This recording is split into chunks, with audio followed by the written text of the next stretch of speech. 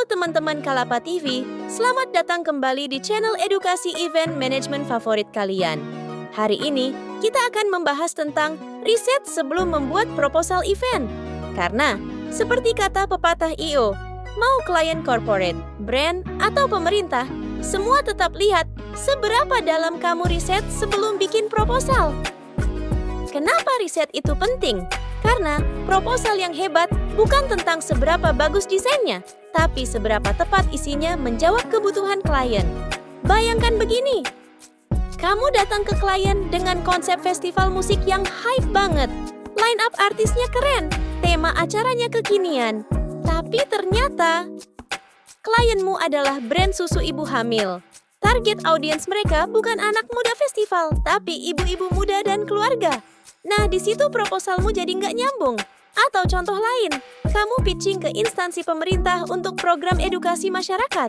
Kamu bikin konsep event yang sangat komersil dan banyak hard-selling brand activation. Padahal, mereka berharap pendekatan edukasi soft campaign dan CSR. Di situ klien akan berpikir, kamu nggak paham kebutuhan kami. Kamu nggak riset, cuman asal bikin proposal. Teman-teman Kalapa TV, ada 3 hal penting dalam riset sebelum bikin proposal. 1. Ketahui, siapa klienmu? Apakah dia corporate, brand consumer goods, instansi pemerintah, NGO, atau komunitas? Karena gaya komunikasi dan kebutuhan mereka berbeda-beda. Corporate biasanya menekankan citra profesional dan brand positioning. Brand consumer goods fokus pada exposure, engagement, dan sales.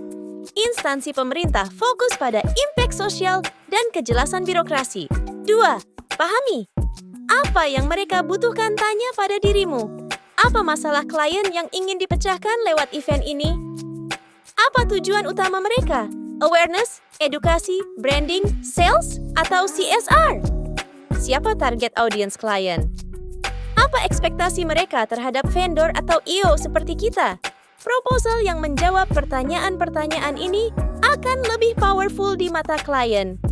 3. Sesuaikan dengan budget klien. Ketepatan dari yang kamu tawarkan dengan kebutuhan klien, dengan apa yang mereka harapkan, serta dengan kesesuaian sama anggaran budgetnya klien. Ini poin penting. Misalnya klien hanya punya budget 150 juta, tapi kamu menawarkan konsep acara dengan LED stage raksasa, lighting konser premium, fireworks, dan artis nasional. Proposalmu pasti ditolak, bukan karena konsepmu jelek, tapi karena nggak realistis dengan budget mereka. Cara terbaik adalah tanyakan dulu range budget di awal komunikasi. Kalau mereka belum mau kasih info detail, buatlah proposal dengan beberapa opsi tier. Paket basic, layanan inti dengan budget minimal. Paket medium, layanan plus optimal exposure. Paket premium, layanan maksimal dengan experience terbaik. Dengan begitu, klien merasa kamu peduli pada kondisi mereka, dan mereka akan lebih mudah memilih opsi sesuai kemampuan dan tujuan mereka. Pada akhirnya, teman-teman Kalapa TV, proposal itu bukan sekadar penawaran. Proposal adalah jawaban dari riset mendalammu tentang klien. Dan ketika kamu bisa menunjukkan bahwa kamu paham masalah mereka, kamu akan jauh lebih mudah memenangkan pitching, bahkan di antara puluhan I.O. lainnya. Mari kita rangkum pembelajaran hari ini.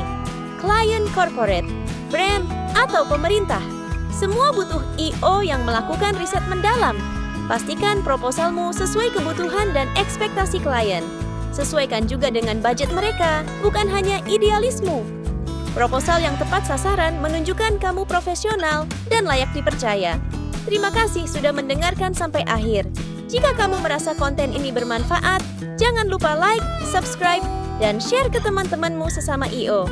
Karena di Kalapa TV, kita akan terus belajar bersama untuk menjadi event organizer yang bukan hanya kreatif, tapi juga profesional, strategis, dan terpercaya.